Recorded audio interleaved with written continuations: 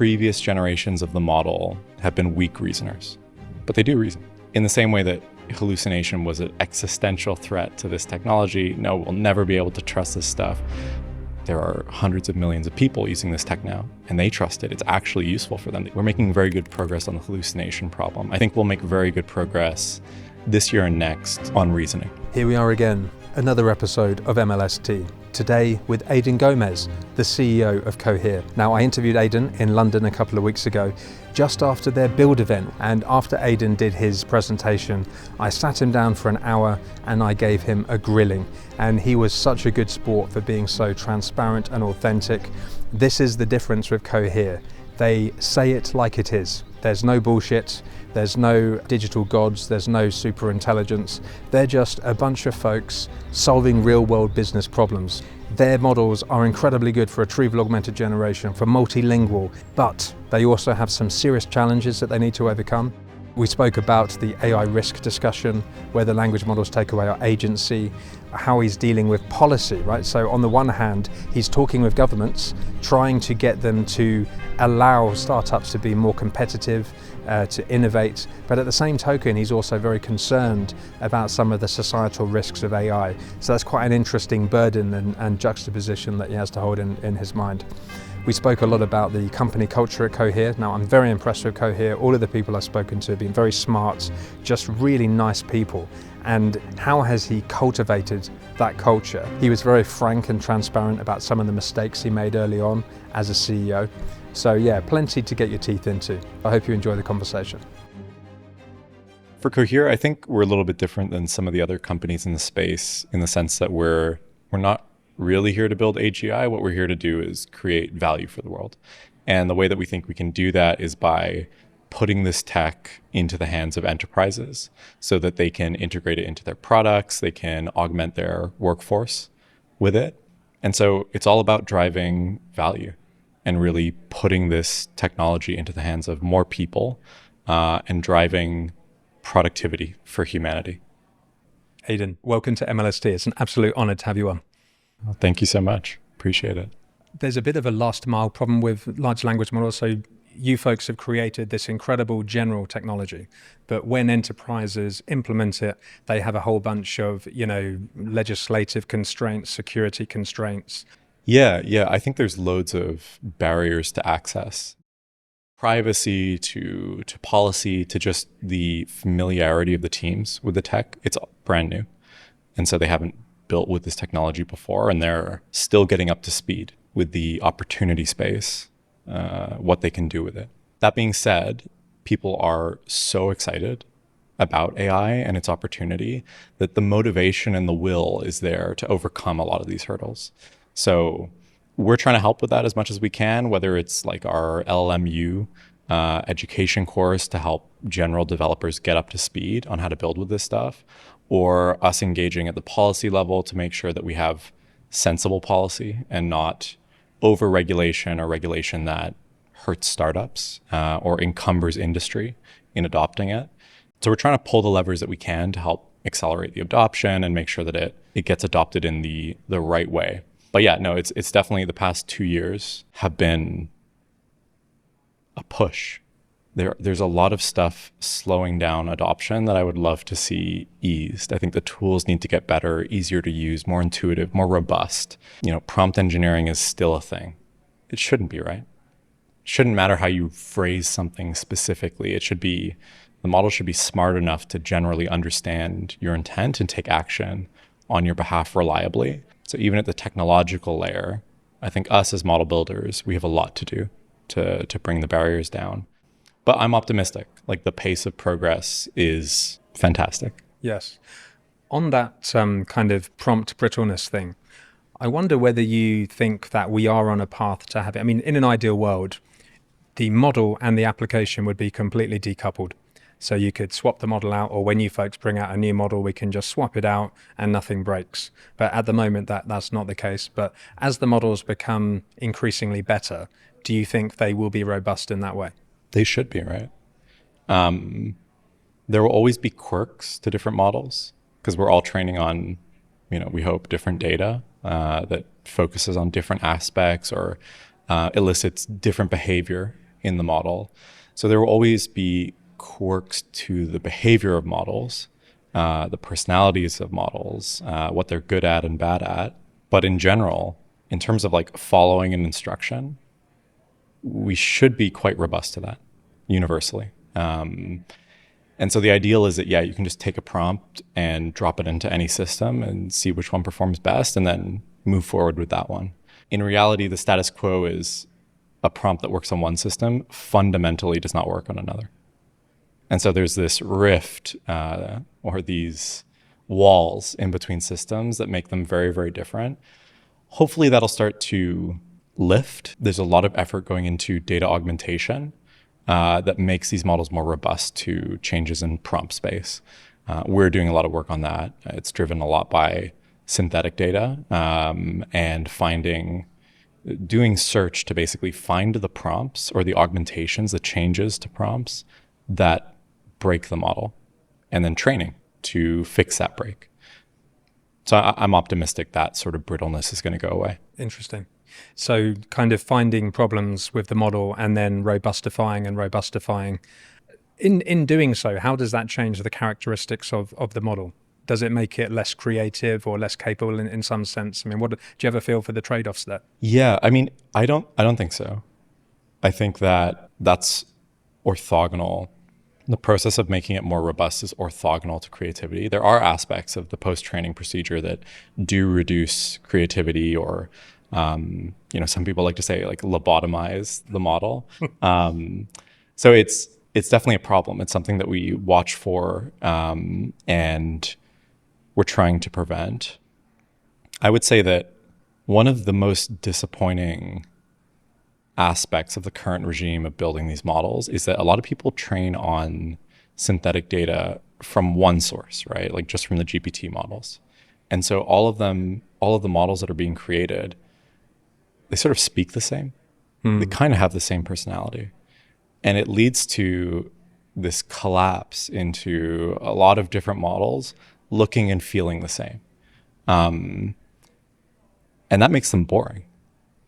Because like you have the same shortcomings across models, rather than if you have a diverse set of models that have different failures in different places, you can much better address, the preferences of much more people. I've noticed, due to synthetic data taking off, just a total collapse in terms of the different types of behavior models exhibit. And at Cohere, because our customers are enterprises, like that's who we sell to. It's not consumers. It's not, anything other than enterprises who want to adopt this tech. And they're very, very sensitive to what data went into the model. And so we exclude other model providers' data, very aggressively. Of course, some will slip in as we're scraping the web, et cetera. But we make a very concerted effort to avoid other model outputs. And so if you talk to our model, when we released Command R and R+, one of the things I kept reading on Reddit and Twitter was it feels different, like something feels special about this model. I don't think that's any like magic at Cohere, other than the fact that we didn't do what the other guys are doing, which is training on the model outputs of OpenAI. I agree with you. So when people, see ChatGPT or whatever for the first time, they're blown away by it. But there are motifs that come up again and again and again, unraveling the mysteries, delving into the intricate complexities or blah, blah, blah, blah, blah. And when you start to see these patterns and these constructions, you just start to think, oh, I don't like this very much, because you start to see through it. It's a little bit like, when you start to see through someone, they're not interesting anymore. Mm-hmm. And I haven't seen that with Cohere, but I have seen it with many of the other models. Now, my intuition was always, I haven't really formed this very well, but I thought that maybe it could come from just the kind of data sets that we're using, or maybe it could come from the preference fine tuning. But are you saying that monolithic effect is because they're kind of eating each other's poop? Yeah, no, yeah. It's some sort of like human centipede effect. I think, they're training on the outputs of a single model. And so it's all collapsing into that model's output distribution. And so if that output distribution has quirks like saying the word delve a lot, then it's going to just pop up all over the place. And people will take it for granted that, oh, I guess LLMs just behave like this. But they don't have to. They don't have to. It's interesting how subjective creativity is as well, because a lot of people thought that it was creative a couple of years ago. And then when you see it everywhere, it's not creative anymore. So it needs to be novel to be creative. But I mean, you folks have just released the Command R series of models and you've blown everyone away. Tell me about them. But if you wouldn't mind also, why did it take you a while to catch up and get state-of-the-art performance? Yeah, we spent a lot of 2023 lagging. I think that is accurate to say. What we were doing was sort of reorganizing internally. We were rebuilding the company, rebuilding the modeling team, the tech strategy, and preparing for the runs that led to Command R. It was clear to us that the process that we had used to build the first command and generations before that, it wasn't working. It wasn't going to scale. And so we just rethought the entire pipeline. And it took us a while to rebuild things, run the experiments that we needed to run in order to make decisions on what the design of this new model building engine would look like. And then it takes time to do the runs. We spent a lot of last year doing that. But I think, the results speak for themselves. And also with Command R and R+, it's just the first step in a series of new models that we want to produce. We're very excited to lean into specific capabilities. And so while the general language model improvements, they're super important, they're crucial, right? Like the models have to get smarter, they have to get more capable, and we'll continue to press on that direction. We care about narrowing our focus a bit more. And so for 2024, like with the Command R series, we focused in on RAG and tool use. I think you're going to see a continuation and extension of that focus, really making these models robust at the key capabilities that enterprise cares about, that will drive productivity, that will automate really sophisticated processes that today, as humanity knows it, is only the domain of humans. We really want to go after that and give our models the ability to help in those spaces. Is it fair to say that, I don't know whether you feel that the general large language models are saturating? Maybe you could comment on that first. But if you do think that, does that give me a bit of a read that there's a move towards specialization of the models? I don't think they're saturating. I think they're getting so good that it's hard to see the incremental improvement. But that incremental improvement is extremely important. So once the models are smarter than you, it's really hard to, in a domain, right? Like in medicine, like Cohere's model, it knows more than I do about medicine, for sure. Like just absolutely. And so I can't really effectively assess whether we're improving in that dimension. Yeah. I can't tell anymore. It's smarter than me. I trust it more than I trust myself to, diagnose symptoms or, process medical data. And so I'm not equipped to do that. Instead, what we need to do is create data sets or go out and find people who are, still better than the model at those domains, and they can tell me whether it's improving. But for us, like the general population, at some point, we kind of stop seeing improvement between model versions. It's harder to feel. And you need to really zoom in to a place that you're an expert and that previous generations failed to see the progress. I think about it sometimes as like you're painting in a canvas of knowledge. And at some point, the holes in the canvas become so small, you have to take out a microscope to actually see it and paint it in. We're sort of in that part of the space for these models. And so improvement becomes much harder for us, the model builders, but it's much harder to feel and see for users who aren't diving in very close to analyze performance. I don't think it's saturating. I think we're still making very significant progress. I do think the past 18 months, maybe a little bit less than 18 months. Yeah, the past 18 months, 12 months, we've been compressing.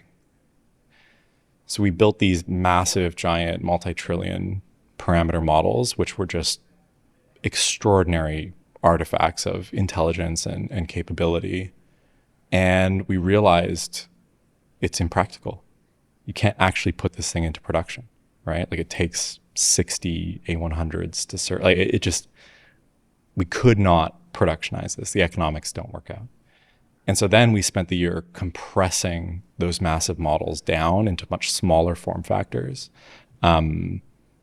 There's very likely going to be a series of re-expansion and scale, both on the model scale in terms of parameters, but also data scale and data quality. And that's being supported by much better synthetic data methods that find much more useful synthetic data, that are quite compelling at search to automatically discover weak points of models and then close those gaps. So I think we've, over the past year, gotten very good at making models more efficient. And we've created new methods that let us sort of just like plug in compute and data and have the model continuously improve. You've used words like smart and capabilities. And if you think of smart as knowledge, I completely agree with you. I think knowledge is a living thing. We're all improvising and we are generating new knowledge all the time, and it just increases exponentially. And there's no reason why language models can't become more and more and more knowledgeable, because we just acquire more and more data. And in that sense, a medical doctor is smarter than me in that domain because they have the knowledge that I don't have. But some people could say that intelligence is something a little bit more abstract than that. You know, it might be the ability to build models. It might be the ability to reason. It might be the ability to plan.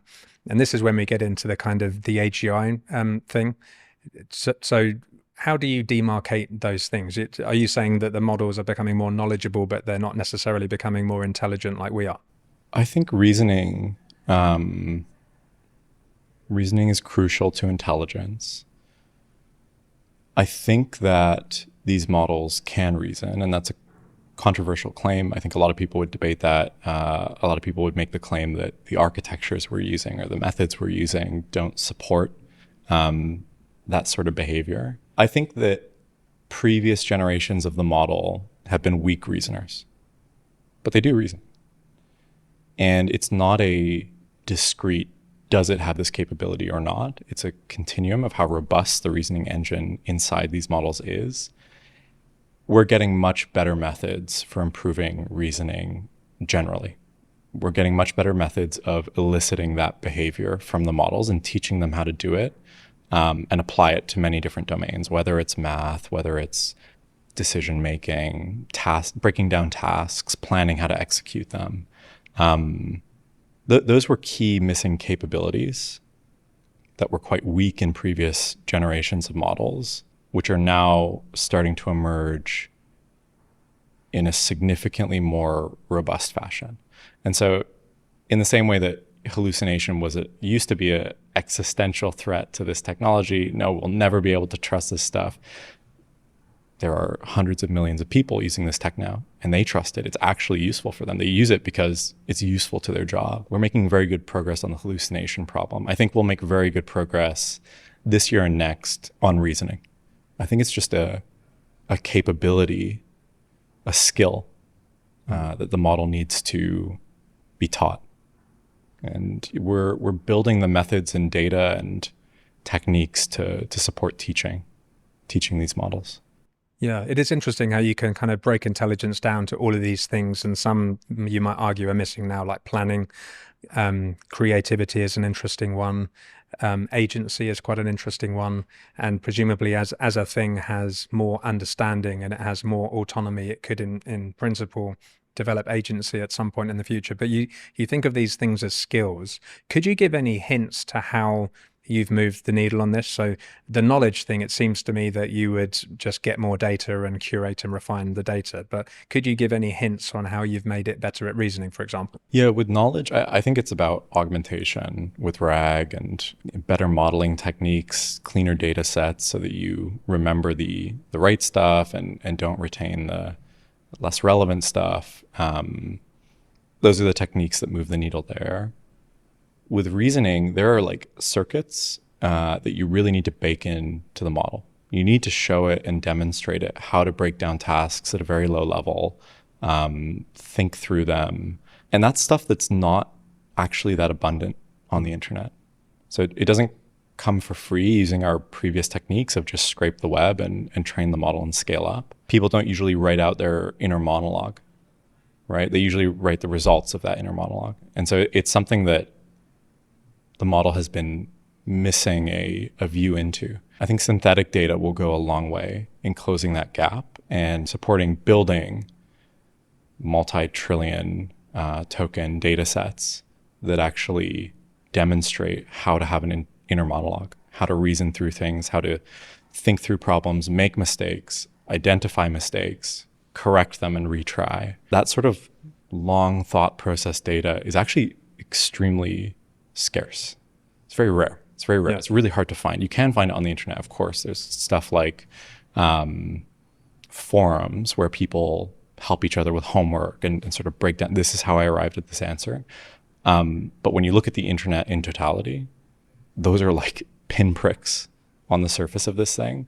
And so pulling that forward, emphasizing it, augmenting it, producing more of that data should be a key priority if you're going to actually teach these models to exhibit that behavior. Is there a trade-off between, I mean, for example, we could use the Unreal Engine to generate lots of visual training data for a vision foundation model, or an alternative would be we could have like some kind of hybrid prediction architecture where we somehow encode naive physics into the architecture itself, which means rather than memorizing lots of generated data, we just kind of build a hybrid architecture. Is that a trade-off that you're kind of thinking about?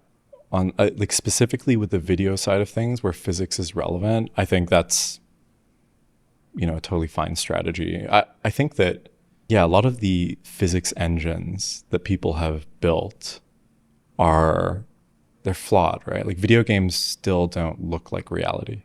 They still don't behave like reality. And so training off of that data, I think will leave you in a really unsatisfying place. Like there's just still some uncanny valley weirdness to it. I think like we have tons of actual video data of the real world where physics is definitely implemented and being represented completely accurately. And so that should be our go-to source. I think trying to use simulators at this stage is the wrong approach. I think you should take as much data from the real world as you can and use that as a bootstrap to then build synthetic data engines that help you iteratively improve. It's what happened in language as well, right? Like we didn't go to synthetic language, rules-based synthetic language generators to teach our language models the basic principles of language using our linguistic models that we've built. We threw all that away. We took actual language data from humans, trained on that, and then used the models that were the output of that to improve iteratively and via experimentation. I think the same will be true in vision. That's a really interesting point, actually, because with the Sora model from OpenAI, it does look a bit weird. It looks like it's always flying and it looks very game engine-like. And the language example is beautiful. But what about something like mathematics? Are there examples where rather than kind of, perturbing or mutating what already exists, you might just start from first principles and rules? Totally, yeah. Like, mathematics is so explicitly rule-driven and so explicitly verifiable. It's like the perfect example of synthetic data generation. I think it's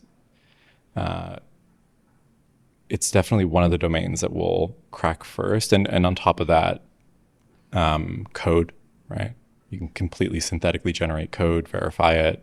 Does it run? Does it produce the outputs that you want on a test set?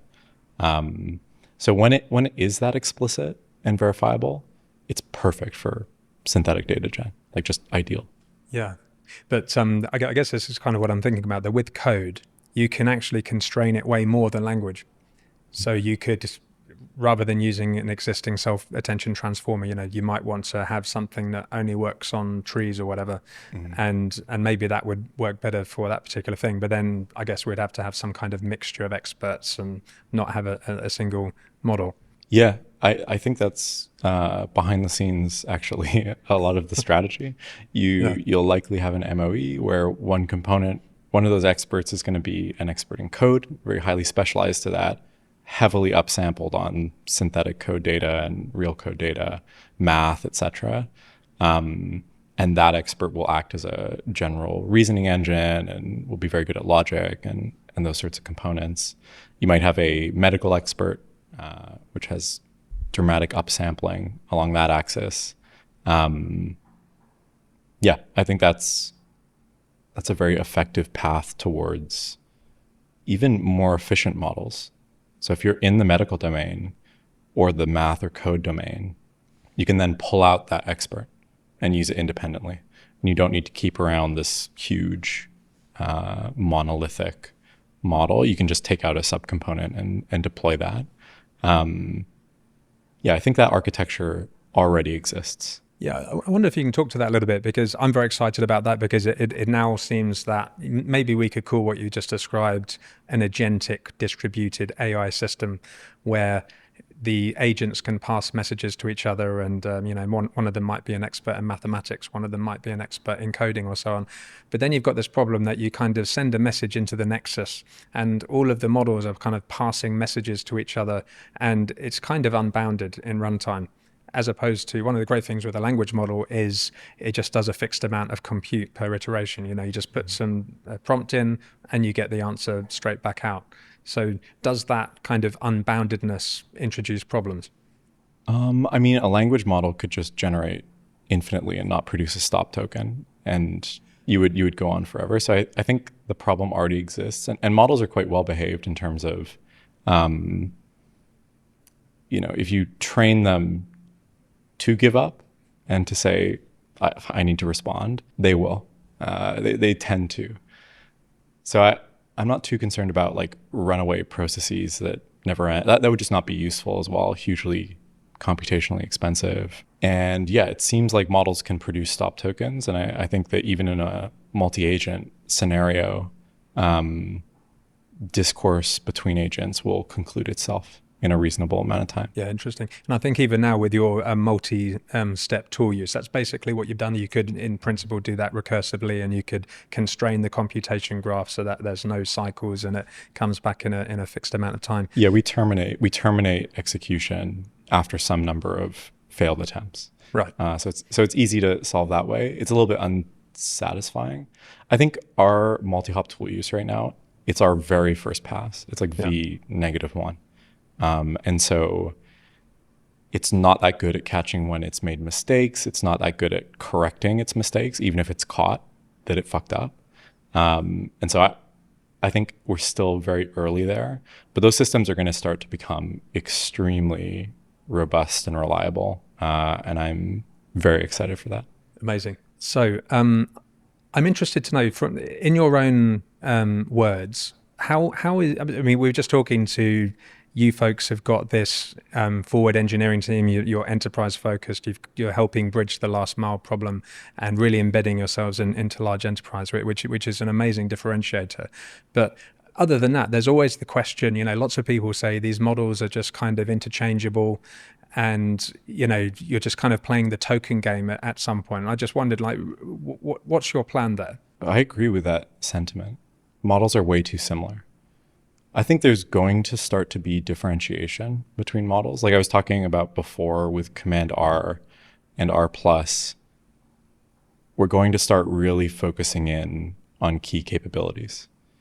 The general language model game is, there's a lot of players, and it's pretty saturated.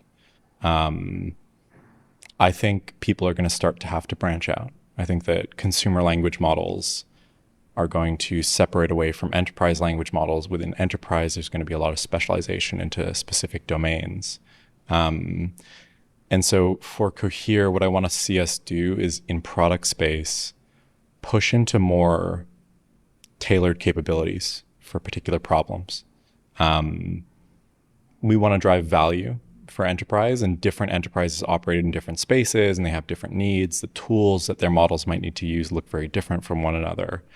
And we want to make sure that we're serving each of those niches particularly well or uniquely well. And that will be our value proposition, differentiated from others. So that notion of specialization or enhanced capability in particular domains is something that we definitely want to explore at the product level and start to offer. Because like you say, the dollar per token space, it's super, we're not going to stop that. It's important for the community, right? Like folks need to build on top of this. They need access to good models at fair prices. And so we're going to continue to give that to the world. But we want to create differentiated value. And I think that's going to come from focusing on the actual problems that enterprises want to tackle and getting extremely, extremely good at them. Interesting.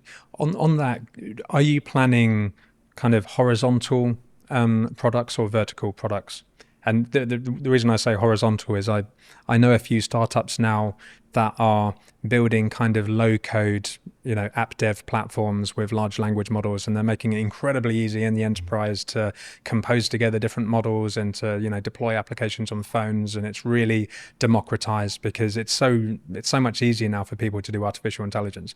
That would be a good example of like a horizontal one, I guess. Mm-hmm. So I think our product right now is super horizontal. Yeah. Right. It's like general language models, embedding models, re-rank models. It's a platform that's deployable privately on every single cloud. You can deploy the model against any sort of data, whether it's medical, finance, legal, it doesn't matter. Like it's the most horizontal product and platform you can build. What we're going to start to do is more towards verticalization. And so specializing models at particular problems or objectives that exist in the world, and offering a product that solves that for the enterprise. Would you ever go beyond the model and kind of plug a little bit deeper into the platform in the enterprise? So for example, building operating models, or one approach would be to just fine tune the model on lots of data from a particular domain, but it's still a language model. The interface with Cohere is the same. Or another one would be to, let's say, build something a little bit like Databricks or Snowflake or something, like an enterprise-wide suite that allows you to deploy, discover, create, share artificial intelligence in an enterprise. The only reason I say that is, Azure and AWS, they give you free credits. They want you to get on their platform because they know you're never leaving. Because you've got something there which is not easily replaceable. People learn how to use it. They love it.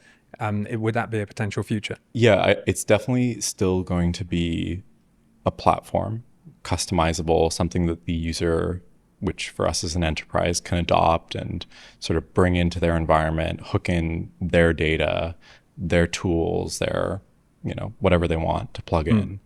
The verticalization is going to come from investing in the model to be good within a particular domain. That might mean fine tuning on data within that domain. It might mean making sure the model is very good at using the tools that employees operating in that domain would use. But that's our focus, is starting to get more specific and focused on the actual use cases that enterprises care about, and not just doing, version 3, 4, 5 of the same general model. So I saw you tweeted about Nick Bostrom's Future of Humanity Institute shutting down. Do you have any thoughts on that? Yeah, I think it sucks to see any sort of academic institute collapse. To be honest, I know nothing more than what's public there. So I don't know if there was some internal issues that caused the philosophy department to pull funding. But I've been a pretty vocal critic of X-risk and the idea that language models are going to take over the world and kill everyone. But despite that, I still want people thinking about that. I still want academics thinking about that. I don't think that regulators and policy folks should be thinking about it yet because it's so far away and remote and potentially completely irrelevant. But that's the domain of academia, is to pursue those long horizon, high risk projects and make progress on them. And so I certainly don't want to see the academic front of that effort get defunded. That being said, I think that those organizations have really been trying to get their hands into policy and impact private sector, public sector in a way that is threatening to progress, misleading, and so I think that we're starting to have within our community, like the AI machine learning community, a bit of a correction. Those people were kind of given a lot of power, were listened to a lot, and developed what I think we all recognize as too much influence. And it started to produce bills and talks about policy that would totally collapse progress in the space very, very prematurely, about theoretical long-term risks that might be an issue. And so fortunately, I think there's a cultural correction happening where even the legislators and policymakers are starting to say, this is not, it's not appropriate, the level of influence that this one group is having, and we should listen to a much more broad and diverse set of opinions. So I'm still concerned about that, and I'll continue to speak out against that when I see it. But at the academic level, I don't want to see, professors lose their funding. I think that they should continue to pursue those ideas. Yeah, I think Bostrom blogged that he was trying to resist the entropic forces of the philosophy department for several years, and eventually he lost. But I'm in two minds as well. So as you know, I've hosted many debates with, like Connor Leahy, for example, and Beth Jezos and a bunch of different people. And one thing that strikes me is how ideological it is. I really thought as a podcaster, I could have an honest and open conversation, and it's never gone well. And I've put a lot of thought into trying to understand why that is. And I think philosophically you can trace it back to things like paternalism and safetyism and utilitarianism and consequentialism and long-termism. And, these are ideologies that make one believe that even though it's just a subjective probability, that I know better than you. I can predict the future better than you. And they've become much more pragmatic in recent years. So rather than talking about the old school Bostrom superintelligence, they're now talking about, mimetic risks and bio risks and things that I think are designed to get more people on board with it.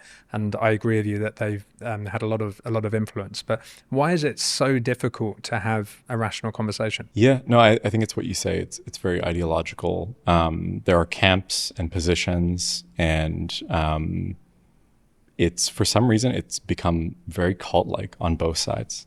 Obviously, there's the EA movement, which formed a cult-like environment of adherence to those principles and their recommended behaviors and actions, what you should work on in your life.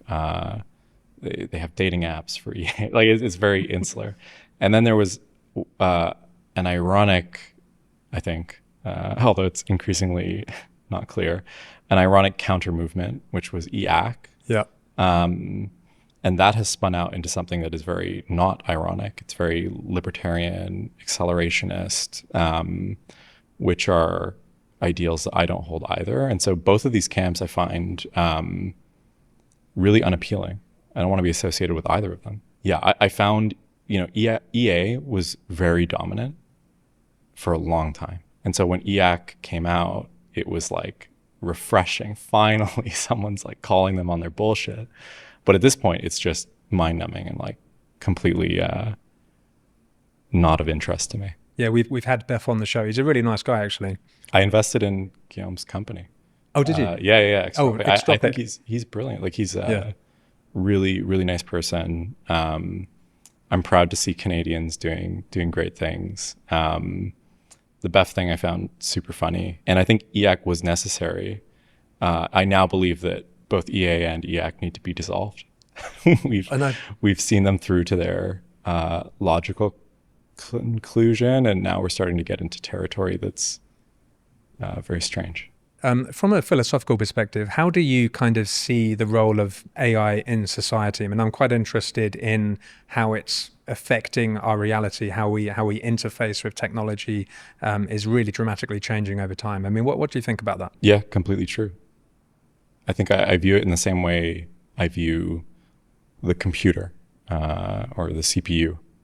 It's a tool. It's something that we're going to leverage, that we're going to build on top of and use to make our lives better, to make us more productive, to make things cheaper, more accessible. I think all the good that came from the computer and the internet is going to be dwarfed by this, the democratization of intelligence and having that always at your disposal at any time. That's something that, 50 years ago, you couldn't even dream of it, right? It's surreal, the amount of progress that's been made in half a century. And so I'm really excited for that. I think it will do a lot of good and alleviate a lot of ills. I think the human experience, our lives, will be dramatically improved by having access to much more intelligence in our lives.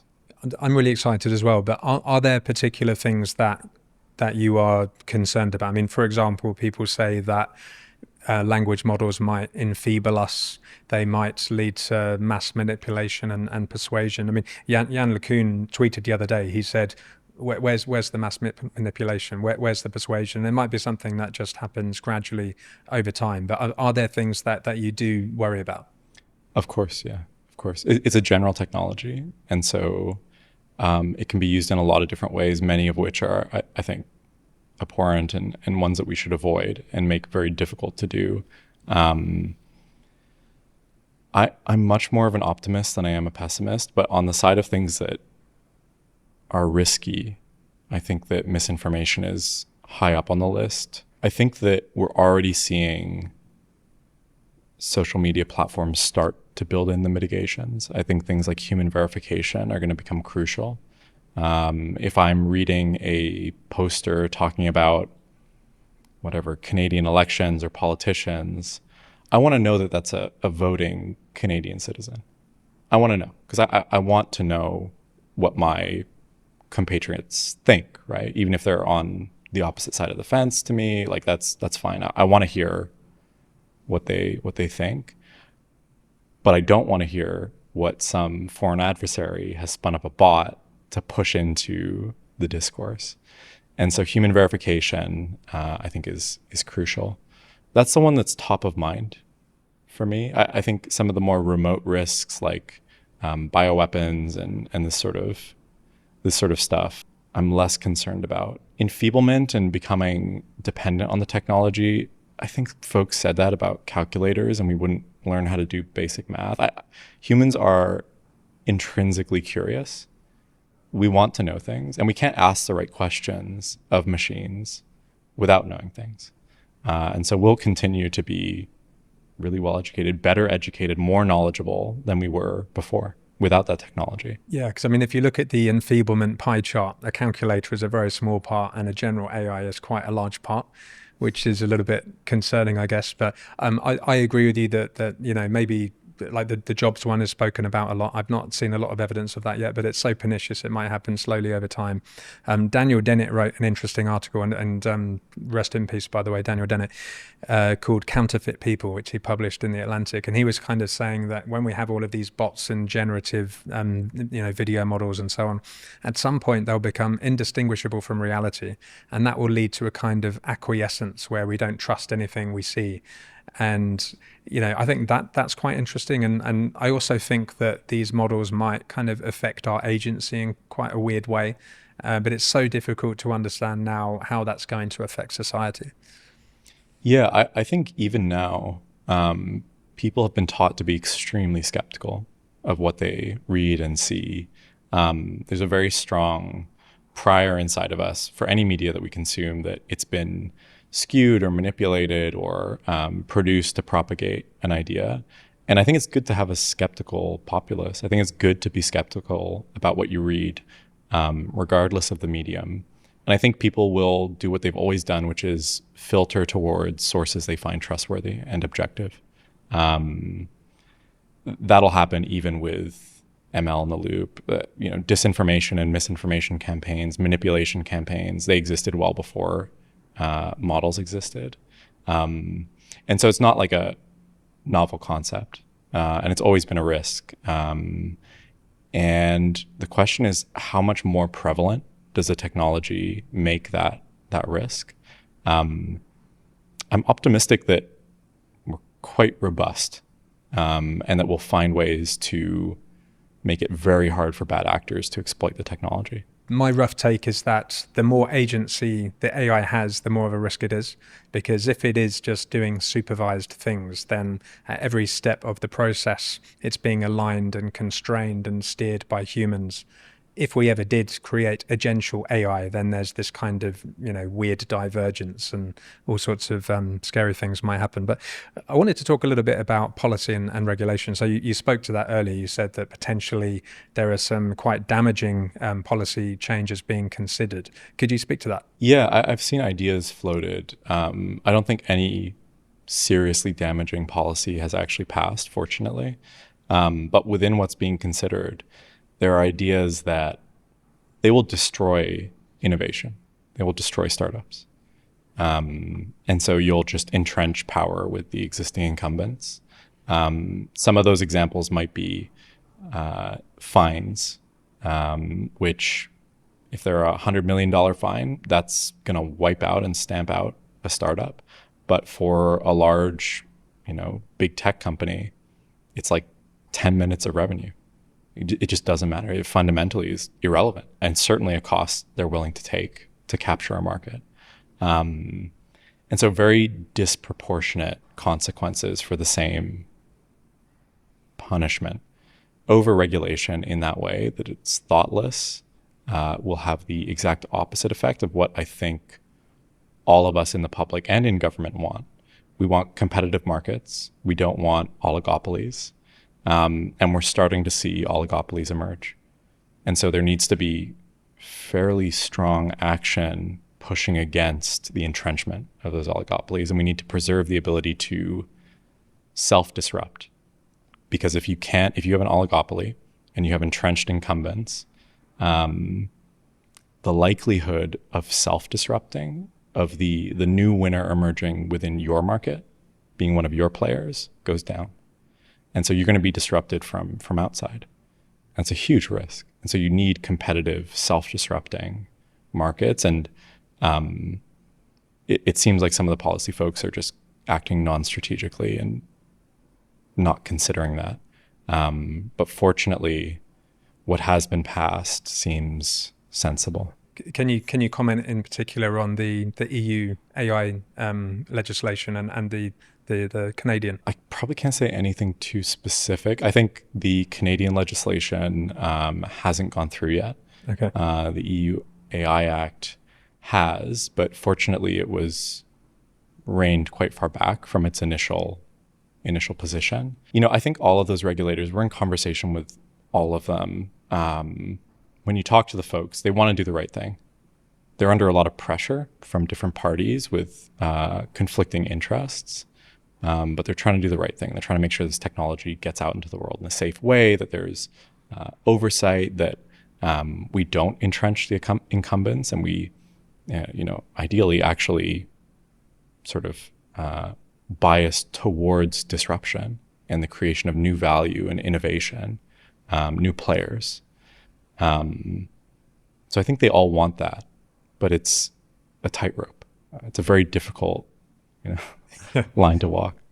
I think one of the issues is that not a lot of people, certainly in the government, understand how this technology works. It seems like magic. And many people, even in the AI space, LeCun and Hinton, for example, people have very different opinions about it. But I'm also interested in your views on the kind of health of the startup scene. So we're in a bit of a downturn at the moment. It doesn't seem to have affected the LLM space, but even in the LLM space, I've noticed a trend that many people started kind of wrapper companies where they did an LLM, but it didn't really do anything, that couldn't easily be replicated.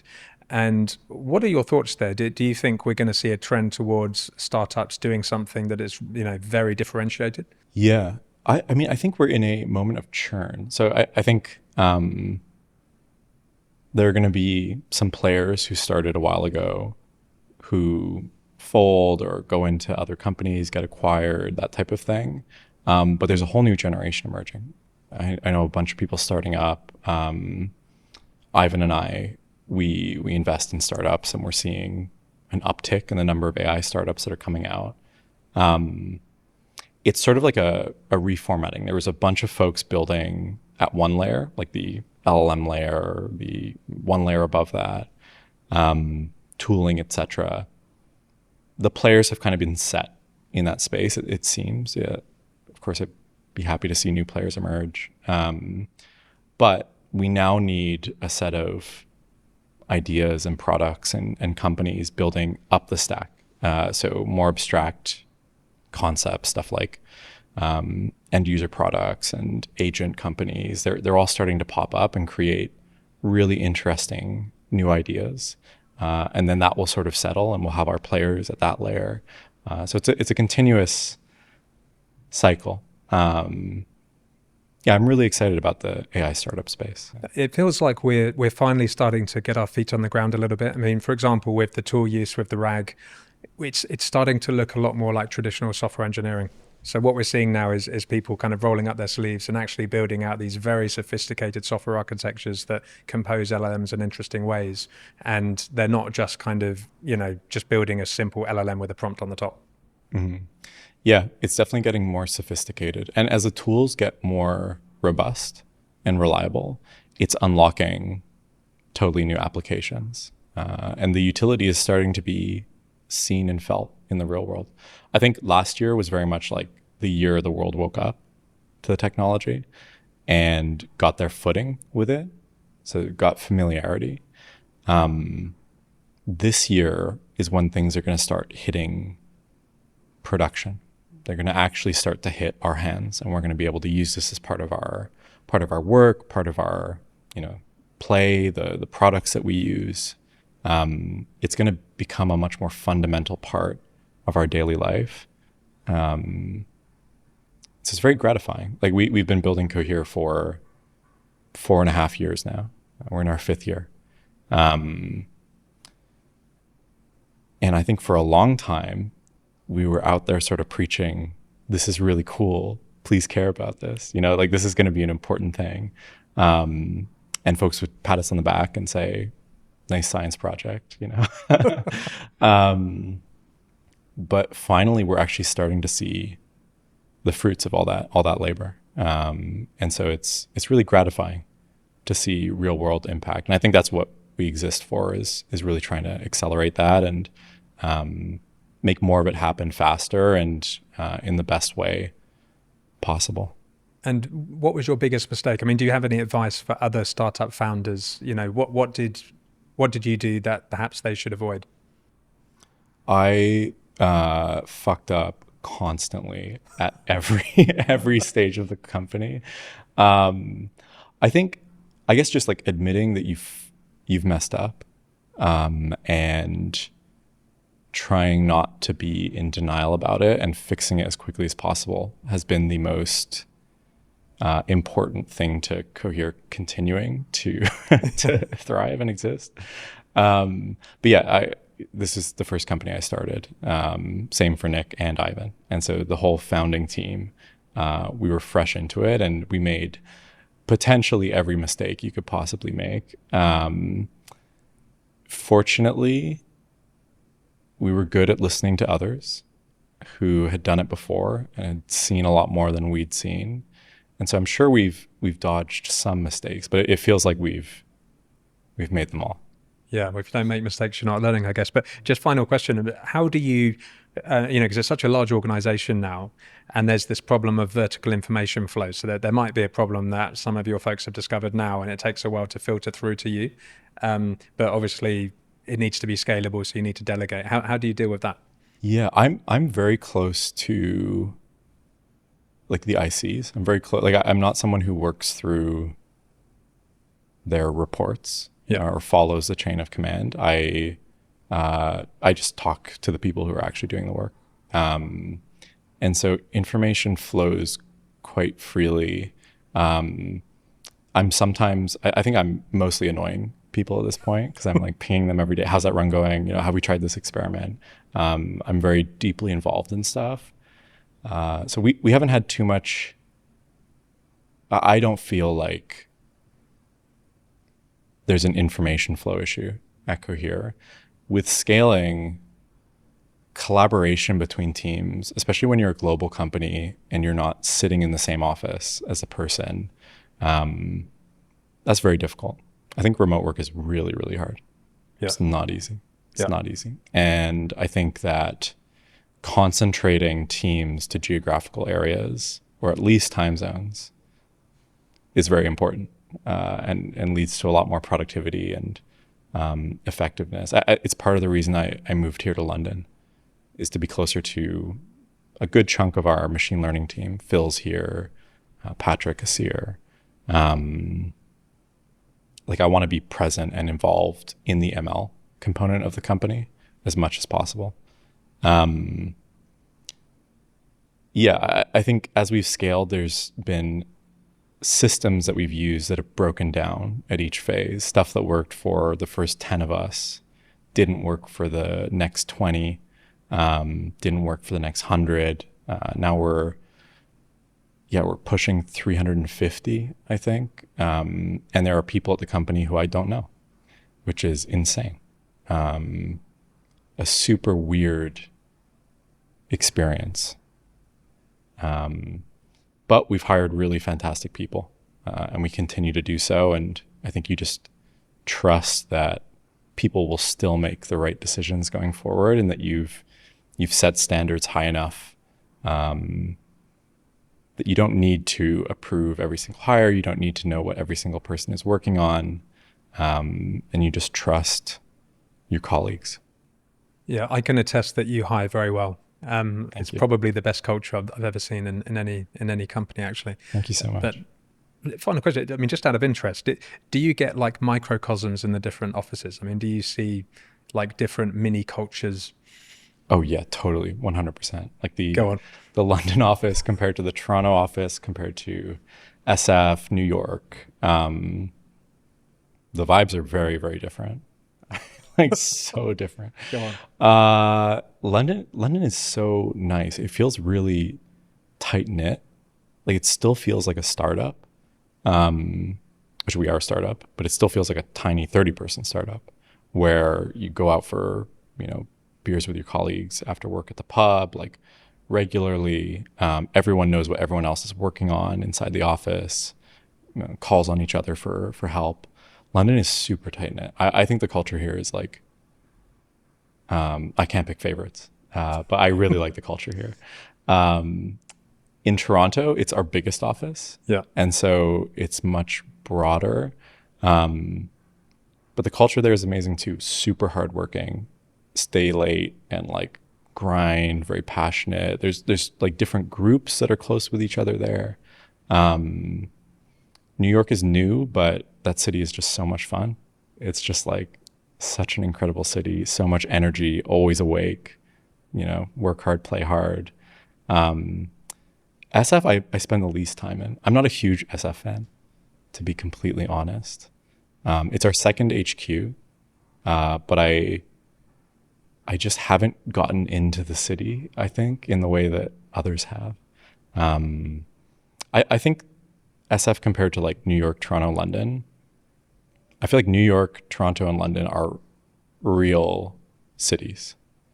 There are artists, there are, people just doing a very diverse set of things. And across all the different fields that are going on there, you have some of the best people in the world.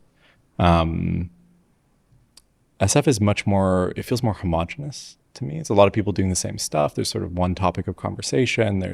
You don't bump into someone with a categorically different worldview than you, or perspective or experience. And so I like visiting because I meet like brilliant people in our field in tech. Mm. But to live there would be really difficult for me. I would feel like I'm sacrificing whole pieces of my life. But I love visiting.